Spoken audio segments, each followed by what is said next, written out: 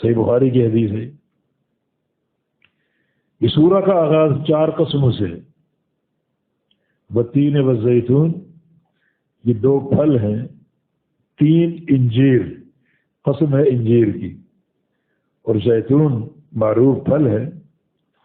یہ 3 جو انجیر جو پھل ہے یہ کھانے کے لیے ہے، اور زیتون جو پھل ہے یہ کھایا بھی جاتا ہے، نچوڑا بھی جاتا ہے، جس کا تیل تیار ہوتا ہے۔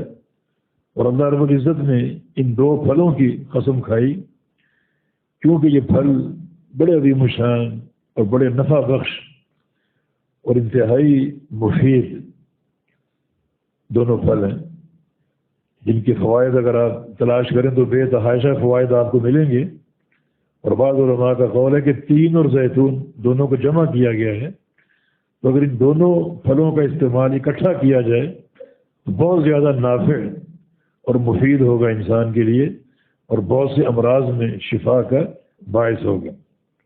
یہ 2 پھل ہیں جو بڑے عجیب ہیں، ان کے منافع بڑے عجیب ہیں، ان کی تاثیر بڑی عجیب ہے، تو اللہ تعالیٰ نے ان دونوں عظیم پھلوں کی قسم کھائی۔ اور آگے 2 قسمیں 2 مقامات کی، 2 علاقوں کی ہے۔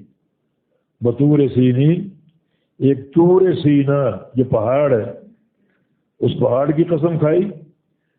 وہذا البلد الامین، اور قسم ہے اس شہر کی، الامین جو بڑا امن والا ہے، مکہ مکرمہ۔ یہ واو قسم کی ہے، وہذا، اور قسم ہے ھذا البلد، اس شہر کی، الامین جو بڑا امن والا شہر ہے۔ تو 2 پھلوں کی قسم ہے اور 2 شہروں کی، یا 2 علاقوں کی۔ اور یہ علاقے دونوں جو ہیں ان سے 3 انبیاء کی نبوتیں منسلک ہیں۔ یہ دونوں علاقے جو ہیں 3 انبیاء کی نبوتیں منسلک ہیں، موسیٰ علیہ السلام، عیسیٰ علیہ السلام اور محمد صلی اللہ علیہ وسلم۔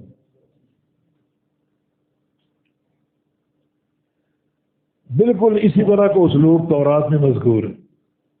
تورات کی آیت ہے جاء اللہ من سیناء واشرق من ساعیر واستعلن من جبال فاران۔ تینوں پہاڑ ہیں، اللہ تعالی سینا سے آیا، اشارہ موسیٰ علیہ السلام کی نبوت کی طرف۔ واشرق من ساعیر، اور ساعیر یہ بھی ایک پہاڑ کا نام ہے اسی علاقے میں جو موسیٰ علیہ السلام کے ساتھ پہاڑ منسلک ہے، وہ طور سینا ہے، اور جو عیسیٰ علیہ السلام کے ساتھ منسلک ہے وہ ساعیر ہے، سین الف عین یا را۔ واستعلن من جبال فاران، اور اس نے غلبہ پایا فاران کے پہاڑوں سے، یہ اشارہ رسول اللہ صلی اللہ علیہ وسلم کی نبوت کی طرف ہے۔ تو طور سینین سے جو جس علاقے کی طرف اشارہ ہے وہ علاقہ موسیٰ علیہ السلام اور عیسیٰ علیہ السلام کا۔ اور وہذا البلد الامین، اس بلد امین کی قسم، یہ علاقہ محمد صلی اللہ علیہ وسلم کا۔ تو ان 2 علاقوں کی قسم اور 2 پھلوں کی قسم۔